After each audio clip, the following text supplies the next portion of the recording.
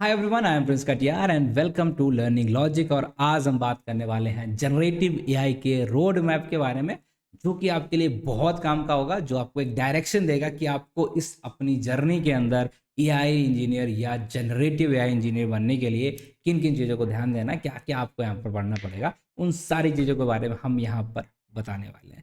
अब हमने ये सारी चीज़ों को एक पीडीएफ के अंदर कर दिया, आपको बस लिंक दे देंगे लास्ट में, आपको जाके वहाँ से एक्सेस कर लेना, उसको यूज़ कर लेना और इसी के हिसाब से अपनी जर्नी शुरू करनी है। तो बिना देरी की हुए ले चलते आपको स्क्रीन पे। आई होप आप यहाँ पर हमारी स्क्रीन देख पा रहे होंगे। एंड नाउ कम्स दिस, ठीक है। ये है वो पीडीएफ, इसका लिंक आपको मिल जाएगा, आप यहाँ से जाके इसे एक्सेस कर सकते हैं। विकम जनरेटिव एक्सपर्ट, सिंपल सा आप यहाँ पर लर्निंग में क्लिक करेंगे और आपके सामने ये पूरी पीडीएफ यहाँ पर खुल जाएगी, जिसे आप यहाँ पर इस तरीके से एक्सेस कर पा रहे होंगे, ठीक है। अब इसके अंदर क्या है, थोड़ा सा आपको डिटेल में थोड़ा जूम करके दिखा दें ताकि आप road map to become a generative expert. And इसके बाद आप यहाँ पर आएंगे और यहाँ पर आपको क्या देखने को मिलेगा, ये है पूरा हमारा रोड मैप, जिसे हमने कैटेगराइज कर दिया है 6 फेज के अंदर, या आप बोलेंगे 6 मॉड्यूल्स के अंदर हमने इसे कर दिया। क्यों? ताकि आपको पता चले कि आप किस लेवल पे पहुंच चुके हैं और कितनी मेहनत आपको करनी है। और ये बेसिकली हमारा कैटेगराइजेशन भी है कि सबसे पहले तो आपको अपने फाउंडेशंस बिल्ड करनी पड़ेगी। ऐसा नहीं डायरेक्टली आप जन एआई की चीज़ें सीखने लग जाओगे। देन आपको बेसिक मशीन लर्निंग के बारे में भी पता करना पड़ेगा। आप कहेंगे मशीन लर्निंग क्यों? क्योंकि वहाँ से आपको मॉडल के बारे में जो टर्म्स एंड टर्मिनोलॉजी होती हैं, लाइक ओवरफिटिंग क्या होता है, लॉस फंक्शंस क्या होते हैं, मॉडल ट्रेनिंग क्या होती है, इपॉक्स क्या होते हैं, और ये सारी चीज़ें चलती कैसे हैं, फॉरवर्ड एंड बैकवर्ड प्रोपगेशन क्या होता है, ये सब कुछ बेसिकली आपको लॉस फंक्शन है और ये बहुत सारी चीज़ें होती सीखने को मिलेगा। देन इसी चीज़ को फिर आप सीखोगे। सेकेंड थर्ड फेज भी आपको देखने को मिलेगा, न्यूरल नेटवर्क, जो कि कंप्लीटली डिफरेंट है, उस पर आप कैसे करते हैं। देन धीमे धीमे धीमे धीमे करके हम सारी चीज़ें आपको बताएंगे, ठीक है। थोड़ा सा परेशान ना हो, बट ये सारी चीज़ों में कितना टाइम लगेगा आप कमेंट करके बताओ। आई बिलीव आपको लग रहा होगा 1-2 महीने में लोग बोलते हैं कि सिखा देंगे। नहीं, ऐसा पॉसिबल नहीं है। अगर आप बिल्कुल बिगिनर हैं तो आपको लगभग 4 से 5 महीने लगने वाले हैं। और अगर आपको एनएलपी, डेटा साइंस सब कुछ आता है, फिर आपको 2 महीने 3 महीने में आप वहाँ पर हैंडल कर सकते हैं, ठीक है। इतने डिफरेंस आएगा। और कितना टाइम लगेगा, लेट्स सपोज मैं आपको थोड़ा सा पीडीएफ भी दिखा दूँ और आपको यहाँ पर इसे टाइम का जो वैल्यू है वो भी दिखा देता हूँ। कि फाउंडेशन, जो कि हमारा फर्स्ट फेज होगा, जिसके अंदर आपको लगभग 1 महीना लगने वाला है, क्योंकि ये हमारा प्रोग्रामिंग वाला पार्ट है। और इसके बिना अच्छा किया आप आगे जाएंगे तो कोई फायदा नहीं रहेगा। तो I will suggest, I will advise you कि प्लीज़ इस फाउंडेशन वाले पार्ट को अच्छे से आप करिए, ठीक है। देन मशीन लर्निंग के बेसिक्स आपको सीखने पड़ेंगे। जनरेटिव एआई के जो बेसिक्स हैं हम बात करेंगे, लाइक डीप लर्निंग के, एनएलपी के बेसिक बेसिक चीज़ें हैं वो आपको यहाँ सीखनी पड़ेंगी। देन आप एडवांस जनरेटिव एआई के जो कॉन्सेप्ट्स होते हैं, प्रॉम्प्टिंग, फाइन ट्यूनिंग, इन सारी चीज़ों पे थोड़ा सा मास्टरी करना पड़ेगा। देन हम बात करते हैं एलएलएम ऑप्स को। यहाँ पर आप डिप्लॉय कैसे करेंगे, एप्लीकेशंस कैसे बनाएंगे, फ्रंट एंड के बारे में, फ्रंट एंड के फ्रेमवर्क यूज़ करना सीखेंगे, बैक एंड के फ्रेमवर्क्स क्या होते हैं उनको यूज़ करना सीखेंगे। एंड लास्ट आप अपना रिज्यूमे बनाएंगे, उसके अंदर प्रोजेक्ट एंड करेंगे एंड आप बन जाएंगे जनरेटिव एआई इंजीनियर, ठीक है। ये है बेसिकली आपके लिए। और इस सब के लिए अगर हम टाइम ड्यूरेशन की बात करें तो कितना, लगभग लगभग अगर आप इन सब का सम करोगे तो अप्रॉक्स 4, 10, 30 के आसपास लगभग हम रफली मान लेते हैं हो जाएगा। अब 30 वीक का मतलब हो जाता है लगभग 7 महीने। तो आप थोड़ा सा ज़्यादा मेहनत करोगे तो आप इसे 4-5 महीने के अंदर एडजस्ट करा सकते हो। अगर आप आराम आराम करोगे तो इतना टाइम आपको देना पड़ेगा, ठीक है। अगर आप कॉलेज स्टूडेंट हो, ये वीडियो देख रहे हो, तो आप आराम से देखिए। अगर आप प्रोफेशनल हो, टाइम कम है, तो आराम से देखिए। बट अगर आप सिर्फ जॉब ढूंढ रहे हो या आपको स्विच ही करना है तो थोड़ा सा टाइम दीजिए and cover it in 4 to 5 month, that's it, ठीक है। अब एक एक फेज के बारे में डिटेल में थोड़ा सा देख लेते हैं। अब सबसे पहला फेज, सबसे प्यारा फेज हमारा आ जाता है फाउंडेशन, और जिसके अंदर 2 कैटेगरी हैं। 2 चीज़ें में आपको थोड़ी थोड़ी सी मास्टरी हासिल करनी है। पहला आ जाएगा आपको कि एक प्रोग्रामिंग लैंग्वेज, ठीक है। अब यहाँ कौन सी प्रोग्रामिंग लैंग्वेज होगी, यहाँ होगी हमारी पाइथन, क्योंकि आप देखेंगे सबसे ज़्यादा यही यूज़ की जा रही है। और दूसरी चीज़, एज अगर आप बिगिनर हैं तो आपके लिए आसान रहने वाली है, बहुत कम टाइम में आप इसे सीख सकते हैं अगर थोड़ी सी मेहनत कर लेंगे। बाकी अगर आपको मन है कहाँ से सीखना, तो इसी चैनल पे आपको प्लेलिस्ट मिल जाएगी, पाइथन की 2-2 प्लेलिस्ट है भाई साहब, वहाँ से जाके आप इसे सीख सकते हैं, ठीक। चलो अब बात करते हैं क्या क्या सीखना होगा इसके अंदर। आपको डेटा टाइप्स, वेरिएबल्स, किस तरीके से conditions, control structure, for loop, ये सारी चीज़ें देखनी है। देन फंक्शंस क्या होते हैं, मॉड्यूल्स, देन लाइब्रेरीज पता होना चाहिए, मतलब बेसिक वाला पार्ट। oops जो कि सबसे इंपॉर्टेंट है। एंड हाँ, बिल्कुल भी फाइल को हैंडल करना आपको पता होना चाहिए। देन बेसिक जो लाइब्रेरीज होती हैं, numpy, pandas, मैटप्लॉटलिब, इतना तो आपको बेसिक पाइथन के अंदर आना चाहिए। ठीक है, इसमें किसी को कोई डाउट होगा नहीं। अब यहाँ से क्या होगा कि आप थोड़ा सा कंफर्टेबल हो जाओगे, आप समझ जाओगे कि किस तरीके से आप अपने कोड वगैरह को लिखते हैं। कहीं भी कोड लिखा होगा तो आप उसे समझ पाओगे एक्चुअल में कभी वहाँ पर कहना क्या चाहता है। ठीक, इतना सब करने के बाद फिर आपको मैथमेटिकली थोड़ा सा अपने आप को इम्प्रूव करना पड़ेगा, अगर आप मैथ बैकग्राउंड से नहीं हैं। बट अगर आपका बैकग्राउंड मैथ है तो आपको दिक्कत नहीं आएगी। क्या है दिक्कत?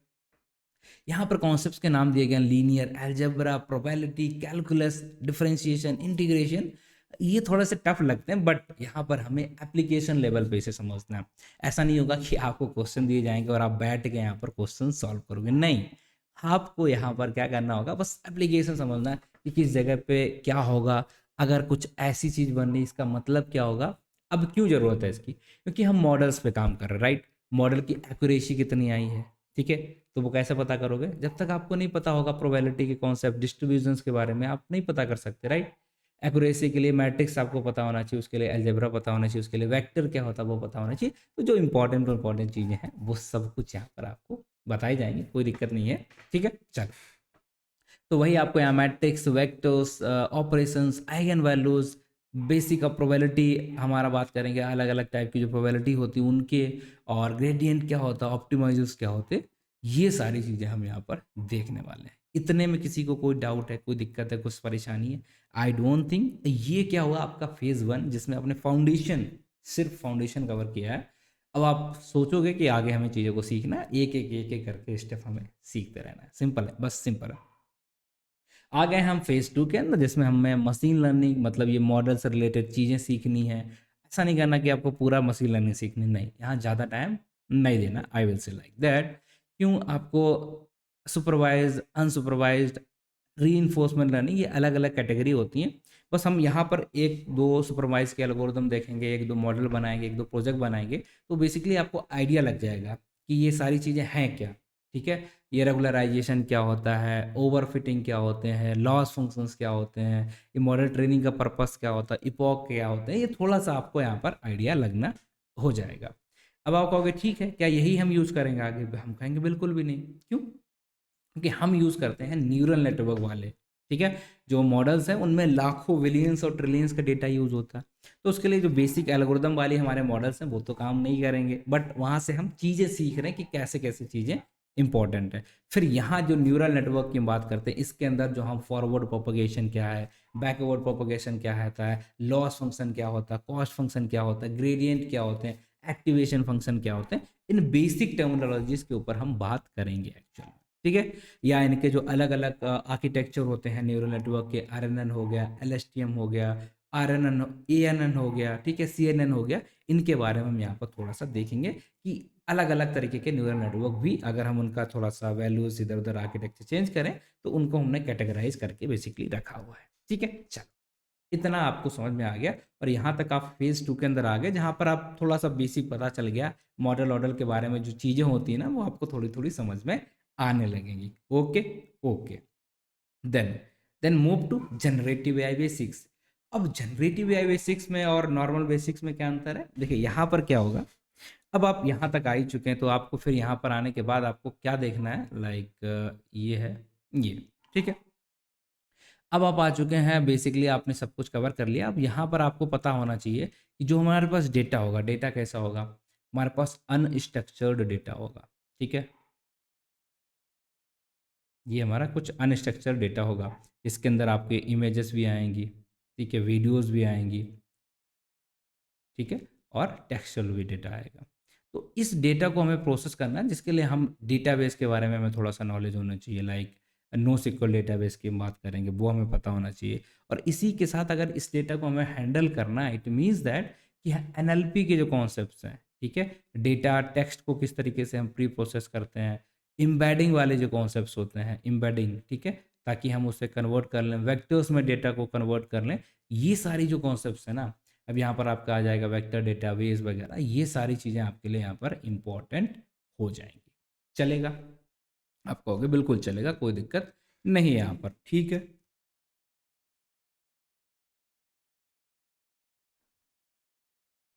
ठीक है। तो हम बेसिकली एनएलपी के जो कॉन्सेप्ट्स होते हैं उनको यहाँ पर मास्टरी करेंगे, डेटा के साथ खेलना शुरू करेंगे कि जो यूनिफॉर्म डेटा है, वाईग्राम होते हैं, ये सारी चीज़ें, या वर्ड एम्बेडिंग वगैरह, या हम बात करेंगे यहाँ पर हमें डेटा को कन्वर्टर करना पड़ता है, कोसाइन सिमिलरिटी वगैरह, ये सारी चीज़ें हम देखेंगे। ठीक है। देन इसके बाद जो नेक्स्ट स्टेप आएगा हमारा इसी के अंदर, थर्ड फेज 3 के अंदर, वो आता है मॉडल्स के ऊपर, कि जनरेटिव मॉडल की हम बात करते हैं। अभी तक हमने बेसिकली मॉडल ट्रेनिंग सुनी थी, अब ये जनरेटिव मॉडल क्या होता है। तो इसमें भी अलग अलग कैटेगरी होती है कि एक कुछ डेटा होगा जो टेक्सचुअल डेटा को जनरेट कराएगा, कुछ ऐसे मॉडल होंगे जो इमेज डेटा को जनरेट कराएंगे। ठीक है। तो उनके बेस पे हमने अलग अलग आर्किटेक्चर्स यहाँ बनाए हैं। लाइक आप जनरेटिव एडवर्सल नेटवर्क देख सकते हैं, वेरिएशनल ऑटो इनकोडर देख सकते हैं, आप ट्रांसफॉर्मर की बात करेंगे, आप वर्ड की बात करेंगे। तो यहाँ पर हम सीखेंगे कि अलग अलग जो मॉडल्स हैं उनके पीछे का आर्किटेक्चर क्या होता है। जो भी मॉडल हमारे चीज़ों को जनरेट करा पा रहे हैं उनके पीछे का आर्किटेक्चर वगैरह क्या होता है, वो सारी चीज़ें हम यहाँ पर बेसिकली सीखेंगे। छोटे मोटे डेटा सेट पे काम करके देखेंगे तो हमें थोड़ा सा हैंड्स ऑन हो जाएगा, ये होगा। देन हम आते हैं फेज 4, और जो कि हमारा एडवांस एआई, और इससे शुरू करना मतलब एकदम मज़ा आने वाला है यहाँ से आपको बहुत ही। अब आप प्रॉपर जनरेटिव एआई के कैटेगरी के अंदर आ चुके हैं। अब यहाँ क्या करना है, यहाँ पर आपको जो बेसिक कॉन्सेप्ट होते हैं लाइक ट्रांसफर लर्निंग, ठीक है, यहाँ पर आपको जो बेसिक मॉडल्स होते हैं लाइक ट्रांसफॉर्मर, ठीक है, self attention, large language model क्या होता है, प्री ट्रेनिंग क्या होती है, फाइन ट्यूनिंग क्या होती है, ये सारी चीज़ें हम यहाँ से शुरू कर देंगे सीखना। और यहाँ से तो जो इंटरेस्ट है ना, अलग लेवल भाई साहब, अलग लेवल पे आएगा। मतलब आपने मॉडल कहीं और बनाया था, आप कहीं से यूज़ कहीं और कर रहे हैं, तो ये सारी चीज़ें हमारी यहाँ से होना शुरू हो जाती हैं। फिर इसी के अंदर एडवांस के अंदर हम और भी बहुत सारी चीज़ें सीखते हैं, जो हमारा कोर जनरेटिव एआई हमारा आ जाएगा। क्या, थोड़ा सा एक काम करते हैं, यहाँ पर लिख देते हैं उन सारी चीज़ों को। तो हमने देखा कि हम यहाँ तक आ गए, हमने मॉडल्स के बारे में बात कर चुके हैं, हम आर्किटेक्चर्स के बारे में बात कर चुके हैं, डिफरेंट डिफरेंट। ठीक। फिर हम यहाँ से क्या करेंगे, जो बेसिक कॉन्सेप्ट्स होते हैं लाइक ट्रांसफर लर्निंग, ये सारी चीज़ें हमारी एडवांस के अंदर आ जाती हैं। फिर हम बात करेंगे एलएलएम्स का मतलब क्या होता है, large language model, diffusion model, ये सारी चीज़ें। देन एलएलएम्स के अंदर ट्रांसफरिंग लर्निंग, और यहाँ से फिर हमारा क्या हो जाएगा, कैटेगराइजेशन, कि ओपन सोर्स मॉडल क्या है, क्लोज सोर्स मॉडल क्या है, फ्रेमवर्क्स वगैरह क्या आते हैं। ठीक है। तो फिर हम फ्रेमवर्क्स की बात करेंगे, हर चीज़ के लिए हम फ्रेमवर्क्स पढ़ेंगे, चाहे वो क्या हो हमारा, चाहे हम बात करेंगे इसको यूज़ के करने के लिए, जो हमारे एलएलएम मॉडल होता है उनको यूज़ करने के लिए हम बात करेंगे, लैंग चेन हो गया, ठीक है, और लामा इंडेक्स हो गया, हगिंग फेस हो गया, लामा इंडेक्स। तो इन सारी चीज़ों को हम सीखने की कोशिश करेंगे, यहाँ पर डन है। फिर इसके साथ हम फ्रेमवर्क वो देखेंगे जो फ्रंट एंड में हम लोग यूज़ करने वाले हैं। वो फ्रंट एंड को चीज़ों को अगर हमें एपीआई वगैरह बना के किसी को देना है, वो सब कुछ कैसे करना है। बैक एंड में अगर हम बात करेंगे, ठीक है, बैक एंड में सॉरी एपीआई वाला यहाँ पर आ जाएगा हमारा, ठीक है, बैक एंड के लिए हमारे कौन कौन से फ्रेमवर्क होंगे, उन सारी चीज़ों को हम यहाँ पर देखने वाले हैं। ठीक है। तो फ्रेमवर्क्स के बारे में बात कर ली हमने कि इतने सारे अलग अलग तरीके के फ्रेमवर्क्स होंगे। फिर हम यहाँ पर टेक्निक्स भी देख रहे होंगे, मल्टीपल टेक्निक्स आती हैं हमारी, ठीक है, उन सारी चीज़ों को देखेंगे। लाइक हम बात कर लेते हैं प्रॉम्प्टिंग क्या होगा, ठीक है, प्रॉम्प्टिंग क्या होती है, वो डेवलपर्स के लिए भी होता है, यूजर्स के लिए भी होती हैं। ठीक। और एलएलएम को हम कंट्रोल कर देते हैं, प्रॉम्प्ट इंजेक्शन, ये सारी बहुत सारी टेक्नोलॉजीज हम देखेंगे। रैग क्या हो जाएगा, फिर हम देखेंगे फाइन ट्यूनिंग, इसके अलग अलग कैटेगरी होती हैं फाइन ट्यूनिंग, वो सब कुछ हम यहाँ पर देखने वाले हैं। मतलब बेसिकली जो टेक्निक्स आती हैं जनरेटिव एआई के अंदर, उन सारी चीज़ों को हम यहाँ पर देखने वाले हैं। That's it. ठीक है, बहुत ही सिंपल है, आसान है यहाँ तक। ठीक है। अब ये सब कुछ जब हमने देख लिया, फ्रेमवर्क्स हमने देख लिया, फ्रंट एंड बैक एंड सब कुछ हमने यहाँ पर अच्छी तरीके से देख लिया, और जो कि आपको ये सारी चीज़ें सिलेबस के अंदर एक प्रॉपर सीक्वेंस में सिखाई जाती हैं। ठीक। अब हमारा नेक्स्ट स्टेप क्या है, अब हम नेक्स्ट स्टेप जाएंगे, जो भी हमने application front end back and का यूज़ किया उसे डिप्लॉय करना, और यहाँ से फेज 5 से हमारा आता है एलएलएम ऑप्स। ठीक, कि लार्ज लैंग्वेज मॉडल को जो हम किस तरीके से डिप्लॉय करते हैं।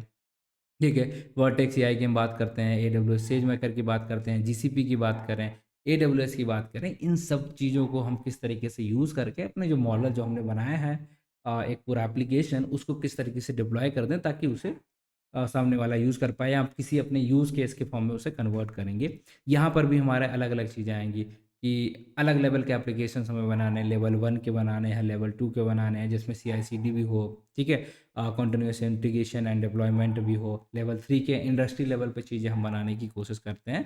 ये हमारा आ जाता है एलएलएम ऑप्स वाला पार्ट, और यहाँ पर हम रियल वर्ल्ड प्रोजेक्ट बनाते हैं, उनको डिप्लॉय कराते हैं, उनको एक प्रॉपर एप्लीकेशन का रूप दे देते हैं, जैसे कोई भी चाहे यूज़ कर सकता है। डन है। इसके बाद ये अगर आपने कर लिया, बस सिंपल सा आपकी सारी चीज़ें हो चुकी हैं। अब आप आ चुके हैं फेज़ नंबर 6, जो कि आराम वाला है। और यहाँ पर आपको क्या करना पड़ेगा, जो भी चीज़ें आपने की हैं, सीखी, उन्हें अपने रिज्यूमे में डालो। और इंटरव्यू की जो प्रिपरेशन है वो आपको यहाँ करनी पड़ेगी। फिर एप्लीकेशन शुरू कर देना है कि कंपनी में अप्लाई करना शुरू कर देना, और यहीं से आपको कॉल आएगी, यहीं से आपको जॉब मिलने वाली है। तो उसके लिए आपको पहले क्या क्या करना पड़ेगा, बेसिकली मॉक इंटरव्यू देने पड़ेंगे, ये सारी चीज़ें। बट इन सारे फेजेस से होके गुजरना पड़ेगा, दैट्स द इम्पोर्टेंट थिंग। ठीक है, ये 6 फेज हैं, और इस सीक्वेंस में अगर आप चीज़ें सीखेंगे तो आपके लिए सीखना थोड़ा सा आसान होगा। बाकी मैंने बहुत शॉर्ट में, बहुत क्रिस्प करके आपको बताया। अगर आप डिटेल में जाएंगे तो ये दोनों पार्ट हमारे बहुत लंबे खींच सकते हैं, इसमें बहुत सारी बातें कर सकते हैं। पर परेशान ना होना, ये है हमारा सिर्फ एक रोड मैप, जिससे हमें आइडिया लगेगा कि एक्चुअल में हमें क्या क्या चीज़ें सीखनी होती हैं अगर हमें जनरेटिव एआई इंजीनियर बनना है, जनरेटिव एआई एक्सपर्ट बनना है, या एआई इंजीनियर बनना है। ठीक है, तो हमें कुछ फ्रेमवर्क्स भी सीखने पड़ेंगे, कुछ टेक्निक भी सीखनी पड़ेंगे, कुछ बेसिक भी सीखने पड़ेंगे, कुछ फाउंडेशन भी सीखने पड़ेंगे, कुछ डिप्लॉयमेंट के तरीके भी सीखने पड़ेंगे, कुछ एलएलएम ऑप्स वाला पार्ट भी हमें सीखना पड़ेगा। उसके बाद रिज्यूमे वाला पार्ट, मार्केटिंग वाला पार्ट, वो सब कुछ भी सीखना पड़ेगा। तो बस इतना ही आपको करना, और यही है हमारा जनरेटिव एआई का पूरा एक, हम बोलेंगे ये। ठीक है, अगर आपको यहाँ पर और डिटेल में देखना तो एक और पीडीएफ है, इसे आप चाहें तो एक्सेस कर सकते हैं। लाइक हर टॉपिक को थोड़ा सा और डिटेल में हमने यहाँ पर मेंशन कर दिया। लाइक स्टैटिक्स के अंदर आप डिस्क्रिप्टिव इन्फ्रेंशियल स्टैटिक्स सीख रहे होंगे, मैथमेटिक्स फॉर मशीन लर्निंग के अंदर आप क्या क्या चीज़ें सीख रहे होंगे, और मशीन लर्निंग एल्गोरिथम्स के अंदर आप ये सारी चीज़ें सीखेंगे। तो इसी तरीके से डीप लर्निंग के अंदर क्या है, और एनएलपी की बेसिक कॉन्सेप्ट की बात करते हैं, like backup words, embedding, NER, named entity recognition, sentiment analysis, और वर्ड एम्बेडिंग की टेक्निक क्या हो रही होंगी, वो सारी चीज़ें। देन जनरेटिव मॉडल की हम बात करते हैं, वीएई, कंडीशनल मॉडल, गैंस मॉडल, फिर हम ट्रांसफॉर्मर की बात करने लग जाते हैं, बेसिक आर्किटेक्चर्स की, वो यहाँ पर सारा दिया गया है। देन एडवांस टॉपिक के अंदर आपको ये सब कुछ देखने को मिलेगा। एंड फिर हम ओपन सोर्स मॉडल की बात कर रहे हैं, ये क्लोज सोर्स मॉडल की बात कर रहे हैं यहाँ पर है। और इसी के साथ आप देखेंगे वेक्टर डेटाबेस, पाइन कोइन, ठीक है, वेविएट, इन सारे डेटाबेस की हम बात करते हैं, फेज, इन सारे डेटाबेस के हमें यहाँ पर सीखना पड़ेगा। देन हम बात करेंगे यहाँ पर लाइब्रेरीज की, एंड दैट्स इट। ठीक है, frameworks like LangChain, Hugging Face, PyTorch का भी थोड़ा बहुत आइडिया वगैरह चाहिए आपको। फिर हम प्रोजेक्ट्स की बात करेंगे, level 1 to 3, and this is last CI/CD deployment, that's the thing. So I hope आपको ये सब कुछ समझ में आ गया होगा, क्या है हमारा रोड मैप जनरेटिव इंजीनियर बनने के लिए। आई बिलीव आपको ये सब कुछ सीखना है, सिंपल सा है। That's it for today. बाकी मिलते हैं आपसे अगली वीडियो में, अगले एक और रोड मैप के साथ। तो बिना देरी के हुए टेक केयर, बाय बाय। बाकी इसी तरीके से पढ़ाई करते रहिए। Thank you for watching the video, thank you. हाँ, ये सारी जो लिंक्स हैं वो आपको नीचे मिल जाएंगे, वहाँ से जाके आप इसे एक्सेस कर सकते हैं। जो हमारा जो मेन है, इसे आप एक्सेस कर पाएंगे। ठीक है, इसे आप एक्सेस कर पाएंगे, यूरॉन पे जाएंगे और वहीं पे सारी चीज़ें आपको यहाँ पर मिल जाएंगी। ठीक है, मैं उसका लिंक आपको पिन करके दे दूँ। Thank you guys.